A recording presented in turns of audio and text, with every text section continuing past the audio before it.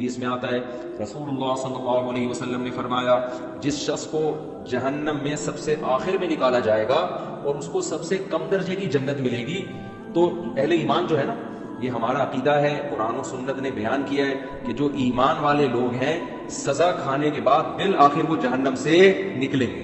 ایمان بہت بڑی نعمت ہے، خوب سمجھ لو۔ انسان عمل میں کتنا ہی خراب کیوں نہ ہو، لیکن جب تک وہ مومن ہے، ایک اللہ کا قائل، پیغمبر صلی اللہ علیہ وسلم کی ختم نبوت کا قائل، اسلام کو برحق سمجھتا ہے اور کلمے کو مانتا ہے، تو کیسا ہی برا عمل کرے سزا کھانے کے بعد بالآخر جہنم سے نکلے گا۔ اس میں اللہ رسول نے بہت واضح طور پہ بتا دیا کیوں نکلے گا۔ یہ بھی حدیث میں آتا ہے، حدیث میں آتا ہے کہ جب گناہگار مسلمان جنہوں نے زنا کیا، نمازیں چھوڑی، شرابیں پی، جب جہنم میں جلیں گے نا طویل عرصے تک، تو کافر ان سے کہے گا کہ تمہارے ایمان نے، تمہارے مسلمان ہونے نے تمہیں کوئی فائدہ نہیں پہنچایا، تم تو ہماری طرح ہی ہو، ہم بھی جل رہے ہیں، تم بھی جل رہے ہو، ہم تو غیر مسلم تھے، تم مسلم ہو، تو تمہارے مسلم ہونے کا شناختی کارڈ میں بس تم نے مسلمان لکھوا لیا تھا، تو فائدہ کیا ہوا؟ تم بھی وہی، ہم بھی وہی، تو تم خدا کو مانتے تھے، اس سے تمہیں ملا کیا؟ نبی صلی اللہ علیہ وسلم نے فرمایا جب کافر مسلمان کو یہ طعنہ دے گا اللہ کو غیرت آئے گی، غضب آئے گا، اور اللہ کہے گا یہ کیسے ہو سکتا ہے کہ جو مجھے مانتے تھے، جو میرے حبیب صلی اللہ علیہ وسلم پر اور پیغمبروں پر ایمان رکھتے تھے، جو موسیٰ کو اللہ کا نبی مانتے، عیسیٰ کو اللہ کا نبی مانتے، ابراہیم کو اللہ کا خلیل مانتے، آدم کو اللہ کا نبی مانتے، محمد صلی اللہ علیہ وسلم کو اللہ کا نبی مانتے، قرآن کو میرا کلام مانتے، جو مانتے تھے نماز پڑھنی چاہیے پڑھتے نہیں تھے، جو مانتے تھے شراب نہیں پینی چاہیے پی رہے تھے، لیکن مانتے تھے پینی نہیں چاہیے، اس کو اچھا نہیں قرار دیتے تھے۔ ایمان کسے کہتے ہیں؟ برائی کو برائی سمجھو آپ۔ جو مانتے تھے بھائی نشہ نہیں کرنا چاہیے، کرتے تھے، گناہگار سمجھتے تھے اپنے آپ کو، جو بد نظری کرتے تھے لیکن وہ مانتے تھے کہ یہ اچھا کام نہیں ہے۔ کافر کسے کہتے ہیں پتہ ہے؟ برائی کرتا ہے اور کہتے ہیں اس میں حرج کیا ہے، اس کو کافر کہتے ہیں۔ شراب پیتا ہے، بولتا ہے بھائی میں پیتا ہوں، تیرے کو کیا تکلیف ہے؟ پیتا ہوں تو کیا ہے، اس میں کیا خرابی ہے؟ یہ تو مولویوں نے بولا ہے کہ نہیں پیو نہیں پیو، اسے کیا کہتے ہیں؟ یہ مسلمان کافر ہے۔ بولو نا یار کیا ہو گیا یار؟ گناہ کو حلال سمجھ کے کرنا، گناہ کو برا سمجھ کے نہ کرنا، یہ عمل کیا کہلاتا ہے؟ کفر۔ ماں باپ کو ووٹ ہاؤس میں جمع کرا دیا، جیسے ہوتا ہے باہر ملکوں میں، بوڑھا ہو گیا ابا چل بھائی تو ایڈی سینٹر میں جا یار، ان سے بولو یار یہ غلط ہے نہیں کرو، تو کہہ رہے کیا ہے اس میں یار، وہاں زیادہ اچھی کیئر ہو رہی ہے اس کی، اس میں کیا ہے؟ باپ سے بدتمیزی سے بات کر رہا ہے، اسے بولو بھائی، آج کسی کو بولو کہہ رہے کیا ہے میرا باپ ہے تجھے کیا تکلیف ہے؟ اس کا مطلب یہ برائی کو کیا کر رہا ہے؟ اچھا سمجھ کے کر رہا ہے۔ اور ایک وہ ہوتا ہے، اس کو کافر کہتے ہیں۔ ایک وہ ہوتا ہے جب آپ ہندوؤں میں بیان کرو کہ گرل فرینڈ مت بناؤ، کہنے کیوں نہیں بنایا بھائی، کیا ہے گرل فرینڈ میں کیا خرابی ہے؟ تو برائی کو وہ کیا سمجھ رہے ہیں؟ اس کو برائی نہیں سمجھتے۔ مسلمان نے گرل فرینڈ رکھی ہوئی، اس کو بولیں گے بھائی یہ حرام ہے، تو اس کو تھوڑا سا ندامت کا احساس ہوگا، یار کام میں کیا کر رہا ہوں غلط۔ نکاح پیغمبروں کی سنت ہے، گرل فرینڈ رکھنا یہ کافروں کی سنت ہے، زنا کرنا یہ گندا عمل ہے، یہ پاکیزہ عمل نہیں ہے۔ نبی صلی اللہ علیہ وسلم نے معراج کی رات میں کچھ لوگوں کو دیکھا، ننگے مرد اور ننگی عورتیں آگ میں جل رہے ہیں، اور شعلے اوپر جاتے ہیں تو وہ ننگے جسموں کے ساتھ اوپر جاتے ہیں۔ آپ نے جبریل سے پوچھا یہ کون لوگ ہیں؟ تو جبریل نے کہا یہ آپ کی امت کے زنا کرنے والے مرد اور زنا کرنے والی عورتیں، دونوں کو برہنہ کر کے اللہ نے ایک ساتھ آگ میں پھینک دیا ہے۔ جس عورت کے ساتھ زنا کیا اس عورت کو بھی اسی آگ میں برہنہ کر کے، اور جس نے زنا کیا اس کو بھی اللہ اسی آگ میں ڈالے گا، زنا جس نے زنا کیا۔ سمجھ رہے کہ نہیں سمجھ رہے؟ تو مسلمان گناہ کرتا ہے لیکن اس کو ندامت کی، غلط کر رہا ہوں، تو اس گناہ کی سزا یہ اس کو ملے گی۔ لیکن اگر توبہ نہ کی، اس نے توبہ کر لی تو اللہ معاف کرنے والا ہے۔ توبہ کیے بغیر، سچی توبہ کیے بغیر اگر چلا گیا دنیا سے، تو قرآن نے جو اصول اور ضابطہ بیان کیا اس کو سزا ملے گی۔ اب یہ بھی اسی آگ میں جلے گا، کافر بھی جلے گا۔ تو حدیث میں آتا ہے کافر ایک دن اس کو طعنہ دے گا اور کہے گا کہ تمہیں تمہارے ایمان نے کوئی فائدہ نہیں پہنچایا، تم اللہ کو مانتے تھے، ہم پتھروں کے بنے ہوئے بتوں کو مانتے تھے، تو کیا فائدہ ہوا؟ تم بھی ہماری طرح جل رہے ہو اور ہم بھی تمہاری طرح۔ اللہ کو غضب آئے گا، اللہ کو غیرت آئے گی کہ میرے ماننے والے جو برائی کو برائی سمجھا کرتے تھے اور مجھ سے توبہ استغفار کیا کرتے تھے، ان کو میں کیسے ان لوگوں کے برابر چھوڑ دوں جو میرا انکار کیا کرتے تھے۔ حدیث میں آتا ہے اللہ تعالیٰ فرشتوں سے کہیں گے کہ جس نے زندگی میں کبھی کوئی نیکی کی ہو اس کو جہنم سے نکال دو۔ بہت بڑی تعداد جہنم سے نکلے گی۔ پھر اللہ کہیں گے اب ایسا کرو، سفارشیں شروع ہوں گی، سفارشیں۔ پیغمبر صلی اللہ علیہ وسلم شفاعت کریں گے، اللہ نبی صلی اللہ علیہ وسلم کی شفاعت کی برکت سے بہت سارے مسلمانوں کو جہنم سے نکالیں گے۔ پھر رشتہ دار سفارش کریں گے، آپ کا کوئی بیٹا عالم ہو، حافظ ہو، شہید ہے، کوئی آپ کا دوست ہے، جیسے دنیا میں یاد کرتے ہیں نا، نادرا کی لائن میں لگے ہوئے، اندر کوئی تعلق والا نظر آ گیا، آنکھ ماری یار، وہ آ جاتا ہے، وہ بھی آنکھ مارتا ہے۔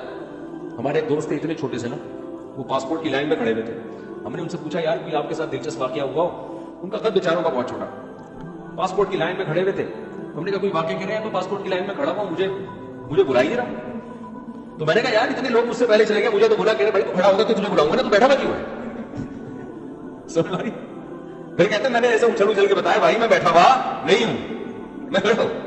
تو عجیب عجیب واقعات ہوتے ہیں پاکستان میں. تو جیسے ہوتا ہے نا یار، دنیا میں تو یہ غلط سمجھا جاتا ہے، لیکن اللہ تو اللہ ہے، اللہ اس تعلقات کا فائدہ پہنچائے. شہید مغفرت، شہید سفارش کرے گا، علماء شفاعت کریں گے، آپ کی اولاد میں کوئی حافظ ہے وہ شفاعت کرے گا، تو اللہ ان کی شفاعت کی برکت سے اور بہت سارے مسلمانوں کو جہنم سے نکالیں گے. سمجھتے ہو گے نہیں سمجھتے؟ پھر اللہ تعالیٰ فرشتوں سے پوچھے گا اب بتاؤ کتنے لوگ ہیں؟ فرشتے کہیں گے اللہ ابھی بھی بہت سارے لوگ ہیں. اللہ فرشتوں سے کہے گا اب کوئی کسی کی سفارش کرنے والا ہے؟ فرشتے کہیں گے اللہ کوئی سفارش کرنے والا نہیں. سب کے جتنے ریلیٹو تھے سب نے نکال لی. اب یہ وہ لوگ پڑے ہوئے جن کا کوئی ریلیٹو بھی انسان کا بچہ اپنے الفاظ میں کہہ رہا ہوں میں، کوئی حافظ عالم کوئی بزرگ کوئی ہے ہی نہیں، سارے وہی جو برے ماحول میں سب دائیں بائیں برے لوگ ہی تھے. تو اللہ جواب میں کیا کہیں گے؟ هل يبقى الا الرحمن، کہ رحمان تو باقی ہے نا. جب پیغمبر کو اپنی امت پہ ترسا سکتا ہے، دوستوں کو دوستوں پہ ترسا سکتا ہے، اولاد کو ماں باپ پہ، ماں باپ کو اولاد پہ، شوہر کو بیوی پہ، بیوی کو شوہر پہ ترسا سکتا ہے اور مجھ سے سفارش کر کے نکلوا رہے ہیں، تو میرا بھی تو اپنی بندوں سے خالق اور مخلوق کا تعلق ہے، تو میں بھی تو نکالوں گا نا. اب کوئی سفارش کرنے والا نہیں ہے. تو من کان فی قلبہ مثقال حبۃ من خردل من ایمان، جس کے دل میں رائی کے دانے کے برابر بھی ایمان ہے، اللہ فرشتوں سے کہیں گے اس کو بھی نکال کے لے آؤ، اس کو بھی نکال کے. ایمان کا مطلب پہلے سمجھ گئے؟ جو گناہ کرتا ہے اور فخر کرتا ہے وہ ایمان والا نہیں ہے، وہ ایمان والا نہیں ہے اللہ کی نظر، وہ تو کافر ہے. تو حدیث میں آتا ہے، بہت اہم حدیث ہے، وہ غور سے سنیں. اللہ ایک ایک وہ جو ہے نا فرشتہ پھر نکالنا شروع کرے گا، یہاں تک کہ جو سب سے آخر میں جہنم سے نکلے گا وہ سب سے بدبخت ترین انسان ہوگا کہ نہیں ہوگا؟ سب سے زیادہ اس کے اعمال کالے تھے، صرف ایک ایمان کی دولت لے کر گیا وہ. تو نبی صلی اللہ علیہ وسلم نے فرمایا کہ جب اللہ تعالیٰ اس کو نکالیں گے، اس حدیث کے راوی ہے عبداللہ ابن مسعود رضی اللہ تعالیٰ عنہ. حضرت عبداللہ بن مسعود کا حلقہ کوفہ میں لگا ہوا ہے، شاگرد بیٹھے ہوئے، حضرت عبداللہ بن مسعود ان کو یہ حدیث سنا رہے ہیں کہ اللہ تعالیٰ جب اس آخری فرق کو نکالیں گے نا، سب سے لاسٹ میں نکلے گا، پتہ نہیں کیا ہوگا وہ، آپ خود سوچو، سب سے آخر میں نکلے گا وہ، تو وہ کہے گا کہ میرا رخ اس جہنم سے پھیر دیا جائے. اسے نفرت ہوگی آگ سے، اللہ اس کا رخ پھیریں گے. پھر اللہ اس سے کہیں گے بتا تو کیا چاہتا ہے، بتا تو کیا چاہتا ہے. حدیث میں آتا ہے کہ جس طرف رخ کرے گا نا اس طرف جنت ہوگی. تو وہ اللہ سے کہے گا کہ اے اللہ یہ جو اتنی خوشنما جنت جس کے بارے میں قرآن کہتے ہیں ما لا عین رأت ولا اذن سمعت ولا خطر علی قلب بشر، ایسی نعمتیں میں نے اپنے بندوں کے لیے تیار کر کے رکھی ہے جو نہ کسی آنکھ نے دیکھی، نہ ان کی حقیقت کسی کان نے سنی، نہ ان کا تصور کبھی کسی دل میں گزرا ہے. آپ عیاشی کا تصور کرو نا، آپ کا تصور جہاں جا کے ختم ہوگا نا، جنت اس سے بھی اوپر کی چیز ہے. حدیث میں آتا ہے عبداللہ بن مسعود رضی اللہ تعالیٰ عنہ فرماتے ہیں کہ جو سب سے آخر میں جہنم سے نکلے گا، اللہ اس سے پوچھیں گے بتا کیا چاہتا ہے. وہ کہے گا اے اللہ یہ جو جنت کی ہوائیں آ رہی ہیں بس اس کے قریب تھوڑا سا مجھے لے جا، مجھے تیرے جلال کی قسم اس کے علاوہ تجھ سے میں کچھ بھی نہیں مانگوں. اللہ کہیں گے وعدہ کر. حدیث کا مفہوم اپنے الفاظ میں پیش کر رہا ہوں کہ مزید کچھ نہیں مانگنا، کہیں گے کچھ بھی نہیں مانگنا. اس کو اتنی حسین جنت ادھر آئے گی نا، کہیں گے بس اس کے قریب بھی پہنچ جائے نا وہ بہت ہے میرے لیے. جب قریب جائے گا تو اور جنت کی خوشبوئیں اور ہوائیں آنا شروع، تو تھوڑی دیر میں برداشت سے باہر ہو جائے گا معاملہ. پھر وہ اللہ سے کہے گا اے اللہ یہ جو دروازہ ہے نا جنت کا بس یہاں تک پہنچا دے. اللہ کہے گا تو نے مجھ سے وعدہ کیا تھا مزید کچھ نہیں مانگوں گا. کہے گا اللہ میں نے وعدہ تو کیا تھا، بس یہ میرا سچی مچی کا وعدہ ہے، یہاں تک پہنچا دے، اس کے بعد میں تجھ سے کچھ بھی نہیں. غالباً حدیث میں آتا ہے ایک درخت اللہ جنت کا لگائیں گے باہر، درخت ہوگا جنت کا، کہے اس درخت میں پہنچا دے، اتنا حسین خوبصورت درخت ہوگا وہ. حدیث میں آتا ہے اللہ یہ بات جانتے ہوں گے کہ یہ معذور ہے، حالانکہ اللہ سے معاہدہ کر کے توڑنا کتنا بڑا جرم ہے نا، لیکن اللہ کو پتا ہوگا میں نے اتنا حسین درخت جنت کے قریب لگایا ہے کہ یہ شخص کوئی بھی ہوتا نا، کتنا نیک سے نیک آدمی ہوتا جس نے زندگی میں کبھی معاہدہ نہیں توڑا، آج وہ بھی معاہدہ توڑ دیتا، اس میں اٹریکشن اتنی ہے. تو ایک درخت جب وہ وہاں پہنچے گا اب جنت کے بالکل قریب ہو گیا، اب وہاں سے جنت کی ہوائیں آ رہی ہیں، مشک عنبر کی ہوائیں آ رہی ہیں. وہ کہے گا تھوڑی دیر تو برداشت کرے گا، اس کے بعد کہے گا اے اللہ بس تو مجھے اس کے دروازے تک پہنچا دے، میرا پکا سچا وعدہ، اس کے بعد میں تجھ سے کچھ بھی نہیں مانگوں. اللہ کہیں گے تو نے تو وعدہ کیا تھا مجھ سے. وہ کہے گا مجھے اچھی طرح یاد ہے, میں نے وعدہ کیا تھا. وعدہ خلافی کرنا بہت بڑا گناہ ہے, اور اللہ سے وعدہ کر کے جھوٹ بولنا تو بہت بڑا گناہ ہے. بس ایک دفعہ ہے بھائی, اس کے بعد کبھی نہیں مانگوں گا. حدیث میں آتا ہے اللہ جانتے ہوں گے کہ یہ معذور ہے, کوئی بھی اس کی جگہ ہوتا تو جنت میں اٹریکشن اتنی ہے, دروازے پہ پہنچ جائے گا. اب تو اور قریب ہو گیا نا, تو وہ کہے گا اے اللہ اندر داخل کر دے, پکا وعدہ, اس کے بعد میں تجھ سے کچھ بھی بولو نہیں مانگوں گا. اللہ کہے گا تو نے وعدہ کیا تھا, کہے گا وعدہ کیا تھا, اب میں بالکل سچی مچی کا وعدہ کر رہا ہوں, بالکل پکا ڈھکا وعدہ کر رہا ہوں, اس کے بعد کچھ نہیں مانگوں گا. حدیث کا آخر میں الفاظ یہ ہیں کہ جب اللہ اس کو جنت میں داخل کر دے گا نا, تو وہ جب اندر جا کے دیکھے گا, او بھائی ایسے دودھ کی نہریں, شراب کی نہریں, ہورے, کراچی کے لوڈے لپاڑوں کو تو ایک ہوری دکھا دو نا کافی ہے ان کے لیے. اور یہ تم گٹکے کھا رہے ہو نا, ہور تو دور کی بات, ان دنیا کی عورتوں کے قابل نہیں بچو گے تم. بیڑا گرک کر دیتا ہے یہ گٹکا. ہمارے ایک دوست بہت سگریٹ پیتے تھے, شادی نہیں کرتے تھے. میں نے کہا یار شادی کیوں نہیں کریں, دھواں نکلے گا اور کچھ بھی نہیں بچا میرا. وہ بالکل ہڈیوں کا ڈھانچہ بن گئے, کہہ رہے تو وہی رہ گئے, یہ گٹکے ہی نہ ہو, تھوڑا صحت بناؤ یار, سمجھ رہے ہو, صحت بناؤ. تو اس گٹکے کے ساتھ حور ملے گی بھی کیسے تمہیں؟ حور خود کو انکار کر دے گی, اللہ اس کے نیک عمل کی وجہ سے میں اس کو مل رہی ہوں, میں نے کون سا گناہ کیا تھا تو مجھے اس کے حوالے کر رہا ہے, کیا خیال ہے؟ تو پہلے گٹکے والوں کو تیزاب سے کلیہ کروائی جائے گی, اور تیزاب جنت میں نہیں ہوگا. تیزاب کے لیے جہنم میں نہ جانا پڑے گا خدا نخواستہ.